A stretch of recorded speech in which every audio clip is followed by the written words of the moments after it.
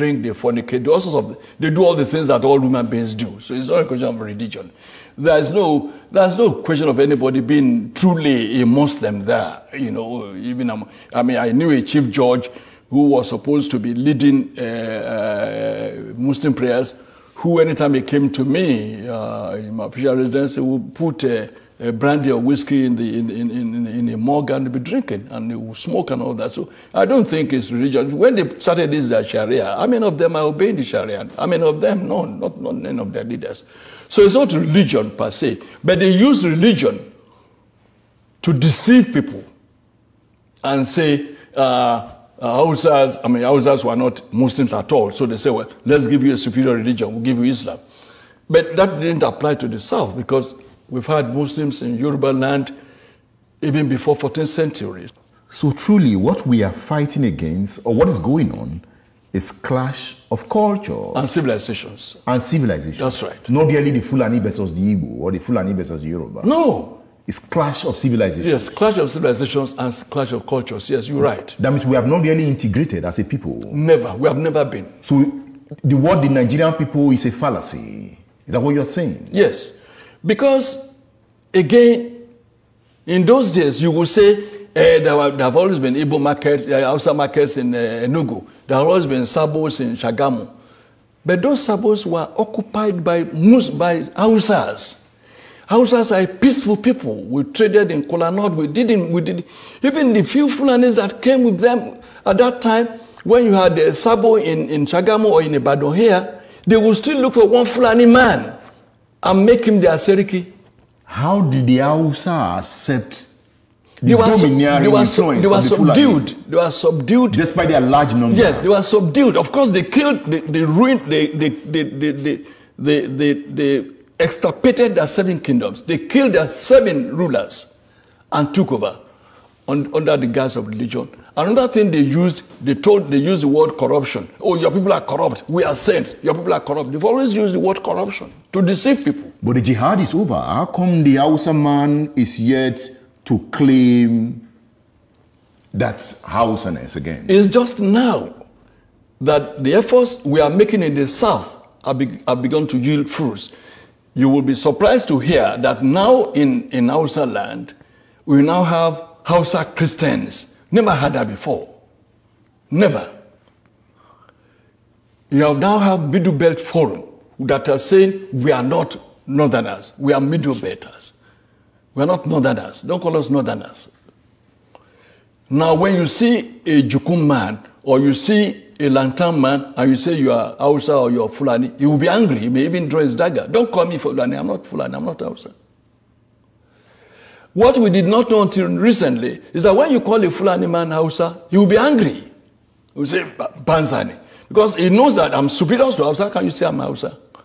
But before Buhari came to establish his suzerainty over Nigeria, we all lumped all of them together. We're Northerners. And like I wrote some 4 years ago, there's no North. There's no North that we used to know. The North is dead. There's nothing called North anymore. So there's a Fulani now standing on his own. He's standing on his own. There's no more North. If they try any war today, oh God of mercy. The kind of cohesion you had in the army, the military in 1966, will never happen again in this country, if there is a country at all. You will not find a Hausa soldier now, an Igbo soldier going to Enugu to kill a fellow Igbo. You will not even find an Igbo soldier coming to Ibadan to kill a Yoruba man, or a Yoruba soldier going to Enugu to kill an Igbo man. It will not happen again.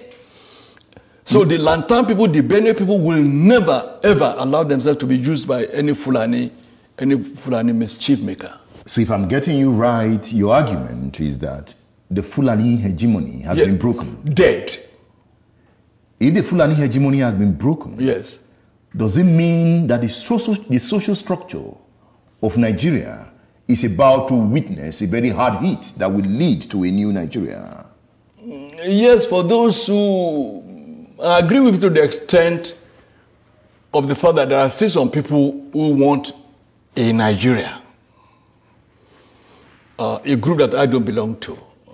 But for such people, yes, with the weakening of Fulani hegemony, there could be a Nigeria that will integrate the Soba Fulanis, the town Fulanis, and still reconstruct, rebuild, and then have a Nigeria that should be. But I, as a person, as Tola Adeniyi, believe that it will take probably 1,000 years to change the mindset of a Fulani person whose philosophy is kill, maim, rape, send away people from their land and let me occupy it. That is the bush Fulani. It is the bush Fulani. Not the town Fulani. Not the town Fulani. And the town Fulani is more in number. No! The town Fulani is less than 1%. How did you get that figure? Oh, go and find out. Let them allow a sense. What are the town Fulani? There are very few. The ones who have in Abuja. Or the few that dot spaces in Sokoto. I'm sure that you know that Sokoto, as we speak, is not a Fulani town. Is it not? No, that's a mistake we make. Zamfara is not a Fulani town. There are more houses in Zamfara than Fulani. There are more houses in Kano than Fulani. But the Fulani govern. They are in town. They are in charge. Yes, so it's their town. Yes. By subterfuge, by cunning, by crookedness, by all sorts of gimmickry. Or by integration. Not integration, by intimidation.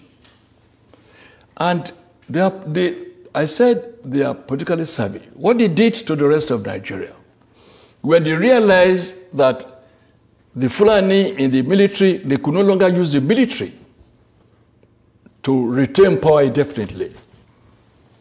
Since they've had power, they had access to the treasury, they say, oh yes, Edmond is from the east, or wherever, brilliant man. He may likely oppose us and contest with us and rival us. Let's make him an ambassador. Let's give him an oil block. Let's make him a billionaire. We padlock his mouth. Let's get an Abiola. Make him a billionaire.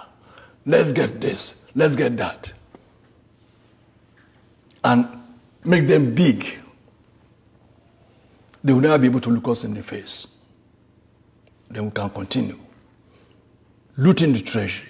We can continue. And once when we are in control of the treasury, we are in control of everywhere. So we can hire thugs. We can do whatever we would like. And that is why they introduced what I call plutocracy into Nigerian political etymology. Plutocracy. Meaning? Plutocracy is the government of the rich. Yeah. Oligarchy is the government of the muscle men.